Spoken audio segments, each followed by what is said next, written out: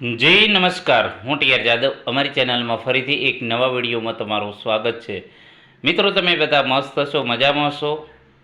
જ્યારથી પણ GSRTC helper driver કંડક્ટરમાં સમાચાર મળ્યા છે કે ટૂંક સમયમાં ભરતી જાહેર થશે ઓફિશિયલ, તો મિત્રો ઘણાને હેલ્પર બાબતમાં ઘણા મનમાં પ્રશ્ન છે. અગાઉ પણ ઘણા મેસેજ કરી રહ્યા હતા કે સર એપ્રેન્ટિસ ફરજિયાત છે, એપ્રેન્ટિસ ના કરેલું હોય તો ફોર્મ ભરી શકાય.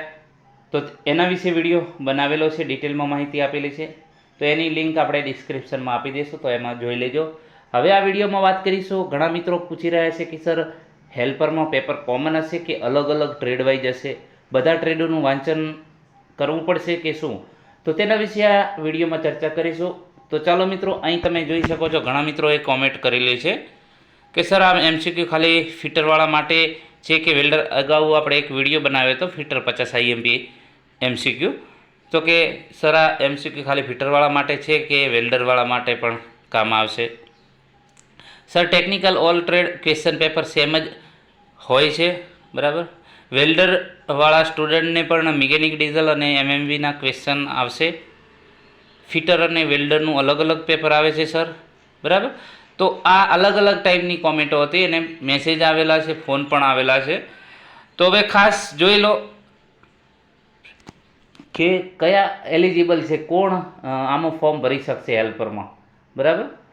તો અહીં તમે જોઈ શકો છો કે સરકાર માન્ય આઈટીઆઈનો મિકેનિક મોટર વ્હીકલ અથવા મિકેનિક ડીઝલ અથવા જનરલ મિકેનિક કરેલું હોય અથવા ફિટર કરેલું હોય અથવા ટર્નર કરેલું હોય અથવા ઇલેક્ટ્રિશિયન અથવા સીટ મેટલ વર્કર, બરાબર, અથવા તો ઓટોમોબાઈલ બોડી રિપેર અથવા વેલ્ડર કમ ફેબ્રિકેટર અથવા મશીનિસ્ટ અથવા કાર્પેન્ટર અથવા પેન્ટર જનરલ અથવા ઓટોમોબાઈલ પેન્ટર રિપેરિંગનો ઓછામાં ઓછો 1 વર્ષનો. અને વાયરમેન આમાં ફોર્મ ભરી શકશે નહીં. ઘણા પૂછી રહ્યા છે કે સર આમાં વાયરમેનવાળા ફોર્મ ભરી શકશે? તો દોસ્તો, વાયરમેનવાળા આમાં સમાવેશ કરવામાં આવેલો નથી વાયરમેનનો, બરાબર. તો વાયરમેનવાળા આમાં ફોર્મ ના ભરતા, ખોટા સમય ના બગાડતા, કેમ કે તમને પછી રિજેક્ટ કરી દેશે.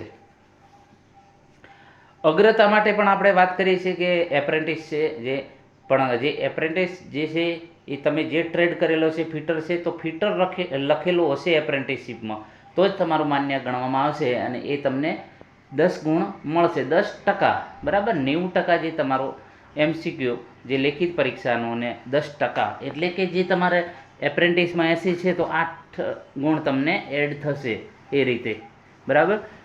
તો હવે વાત કરીશું કે કયા કયા ટ્રેડનું વાંચવું પડશે. તો મિત્રો, દરેક જે પણ ટ્રેડ છે એ તમામ ટ્રેડનું આની અંદર પૂછાશે હેલ્પરમાં અને પેપર કોમન હશે, પેપર એક જ હશે, અલગ અલગ નહીં હોય. ટ્રેડ વાઇઝ અલગ અલગ પેપર નહીં હોય, બરાબર. પેપર તમારે હેલ્પર માટે એક કોમન હશે. તો તે માટે આપણે ઇલેક્ટ્રિશિયનનું વાંચવું પડશે, પછી ફિટરનું વાંચવું પડશે, એના પછી મિકેનિક ડીઝલ છે, મિકેનિક મોટર વ્હીકલ છે, જનરલ મિકેનિક છે, ટર્નરનું પણ વાંચવું પડશે, સીટ મેટલ વર્કર છે, ઓટોમોબાઈલ બોડી રિપેર અથવા વેલ્ડર કમ ફેબ્રિકેટર, મશીનિસ્ટ છે, કાર્પેન્ટર છે, પેન્ટર જનરલ અથવા ઓટોમોબાઈલ પેન્ટર. તો આ તમામ જે ટ્રેડો આપેલા છે, સમાવેશ કરવામાં આવેલો છે. તો એ તમામ ટ્રેડનો આપણે તૈયારી કરવી પડશે. પરંતુ એ તૈયારી કઈ રીતે કરવાની, તો એ આપણે સિલેબસ પ્રમાણે અહીં જોઈએ. તો અહીં જે છે તમારે 50 માર્ક્સ જે છે વિષય વસ્તુને, મતલબ કે ટેકનિકલ તમારે અહીં પૂછાશે, બરાબર. તો આ સિલેબસ તમે જોઈ શકો છો. આ જે છે 50 માર્ક્સમાં તમારે વધુમાં વધુ જે પોર્શન છે એમએમવી અને મિકેનિક ડીઝલનો 15 થી 20 માર્ક્સનો 20 આજુબાજુ પૂછાય છે.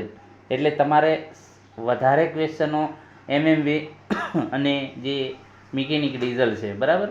એના પછી ઇલેક્ટ્રિશિયન ને ફિટર, પછી વેલ્ડર, બરાબર. તો આ ખાસ તૈયાર કરવું પડશે. મિકેનિક ડીઝલ અને એમએમવી તો ખાસ તૈયાર કરજો, કારણ કે આ જે છે હેલ્પર છે એને લગતું જ છે, બરાબર. જે મશીનરી જે મિકેનિક કહીએ અથવા તો ઓટો કહીએ, બરાબર. તો એ ઓટોને લગતું જ છે, ઓટોમોબાઈલને લગતું. એટલે ખાસ તમારે ઓટોમોબાઈલના જે છે મિકેનિક ડીઝલ અને જે મિકેનિક ડીઝલ છે અને એમએમવી આ ખાસ તમારે તૈયાર કરવું પડશે. એનું તમને 20% મતલબ કે 50માંથી 22 માર્ક્સનું અંદર આ પૂછાયું છે. અગાઉની જે છે પેપરમાં જોયેલું છે એ પ્રમાણે એનાલિસિસ કરેલું છે એ પ્રમાણે, અને કયા કયા ટ્રેડોમાં કયું કયું પૂછાય એના પણ આપણે વિડીયો બનાવીશું એનાલિસિસ કરીને, કે કયા ટ્રેડનું વધારે વાંચન કરવું, કયાનું ઓછું કરવું, બરાબર, કયાને વધારે ફોકસ આપવું કયા ટ્રેડમાં, તો એના વિશે પણ ચર્ચા કરીશું. પરંતુ હાલ આટલા પૂરતું રાખીએ કે ભાઈ તમારે પેપર સેમ મતલબ કે એક જ આવશે, અલગ અલગ નહીં આવે, પરંતુ તમારે બધા ટ્રેડો જે આપેલા છે એ ટ્રેડોનું વાંચન કરવું પડશે, બરાબર.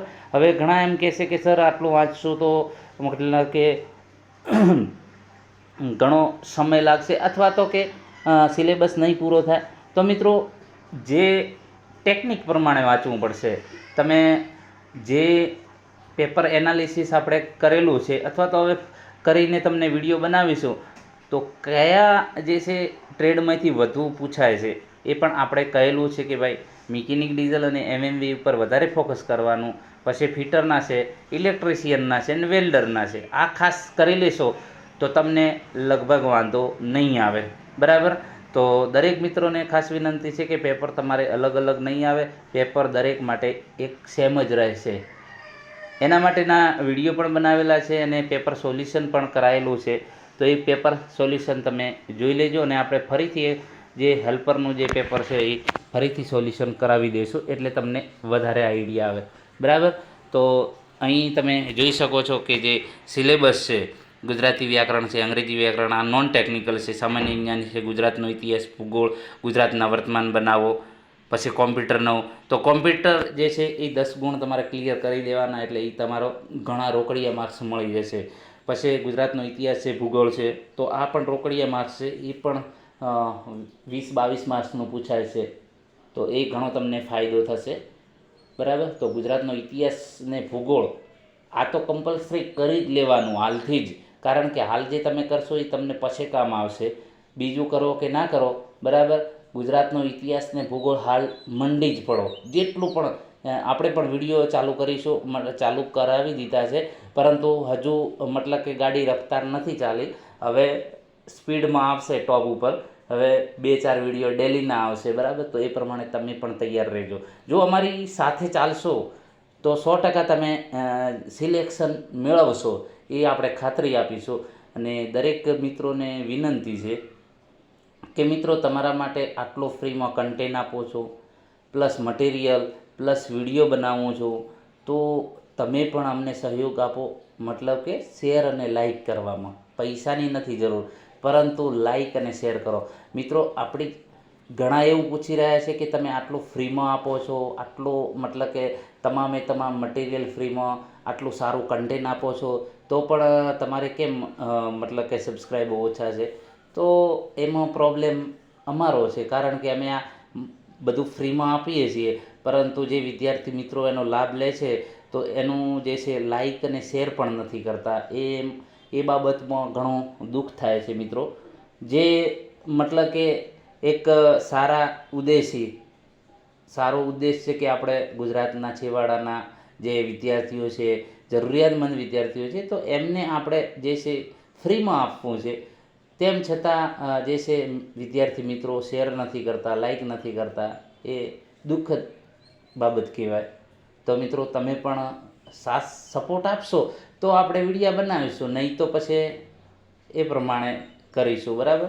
તો આજથી તમે પણ નક્કી કરી લો કે કોઈ પણ સાહેબનો વિડીયો આવે તો આપણે એને શેર કરતા રહીશું, બરાબર. આભાર દોસ્તો.